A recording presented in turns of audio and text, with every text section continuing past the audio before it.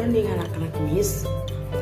Today we want talk about asking and giving suggestion. Gimana sih cara meminta saran dalam bahasa Inggris? So today we are going to learn about how to ask suggestion, how to give suggestion, how to respond it. Nah, jadi hari ini kita akan belajar gimana sih cara meminta saran kepada orang lain dan menanggapi saran yang telah diberikan orang lain kepada kita. Apa sih suggestion itu? Suggestion mean to give a suggestion, that is to introduce or propose an idea or planning for someone consideration. Nah, jadi maksud dari suggestion ini adalah memberikan saran yang dimana biasanya merupakan mengenal atau mengusulkan ide atau rencana untuk pertimbangan seseorang dalam mengambil sebuah keputusan. Nah, gimana sih bentuk suggestion itu? Jadi bentuk suggestion itu bisa berupa solution, solusi, idea, ide, planning, rencana, advice, nasihat. Contohnya itu, I am bored, mom, dad, let's go camping. Nah, di let's di situ si anak mengajak orang tuanya pergi ke camping. Nah, si anak juga menyarankan kepada orang tuanya agar tidak pernah bosan mengajak pergi untuk ke camping. Nah, jadi selain let's, kalian juga bisa menggunakan ekspresi-ekspresi lain. Nah, number one, let's plus verb one.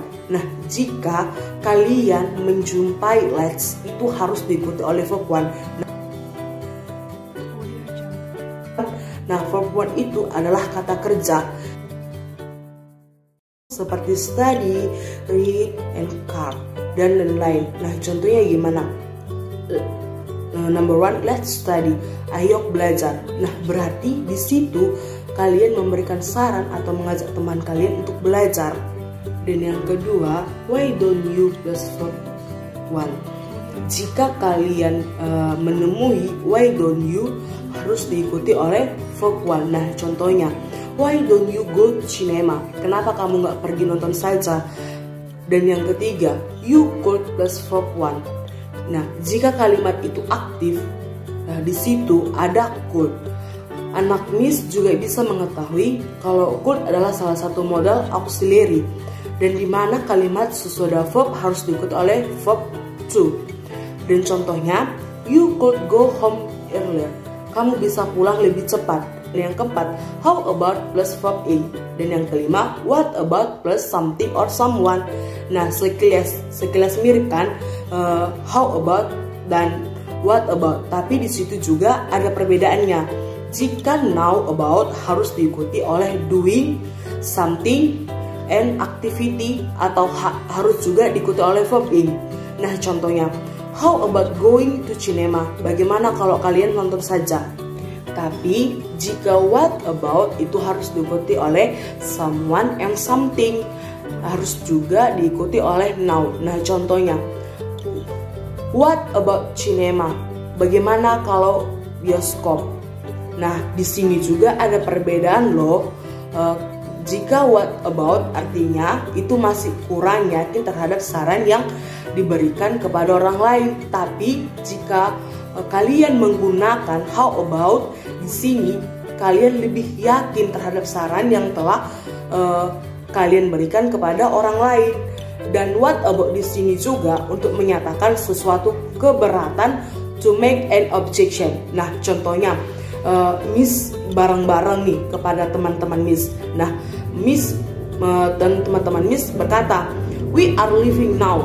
Kita mau pergi ini sekarang. Nah, Miss bertanya dan Miss menjawab percakapan teman Miss. What about me? I don't want to stay here alone. Bagaimana denganku? Aku nggak mau di sini sendirian. Dan di sini artinya Miss keberatan kalau ditinggalkan dengan teman-teman Miss. Dan yang keenam, I suggest that plus noun clause. Nah, jika kalian menjumpai I suggest that yang artinya aku menyadari bahwa itu harus diikuti oleh noun clause. Nah, contohnya, I suggest that you need to visit your man. Dan yang ketujuh, you should plus verb 1. Nah, di sini should adalah termasuk salah satu contoh modal auxiliary. Jadi, jika kalian menjumpai should and could diikuti oleh verb to, jika itu kalimatnya aktif. Nah, contohnya, you should visit your mom. Nah, selain memberikan saran kepada orang lain, kalian bisa meminta saran kepada orang lain. Gimana sih caranya? Dengan menggunakan modal shall or should. Contohnya shall we do the homework tomorrow? Nah, apakah kita sebaiknya mengerjakan PR besok? Atau what should I do? Apa yang seharusnya kulakukan? Atau kalian juga bisa menggunakan ekspresi-ekspresi lain seperti do you have any suggestion for me? Kamu punya saran nggak buatku? Dan yang kedua, what do you recommend for me? Apa yang kamu rekomendasikan buatku?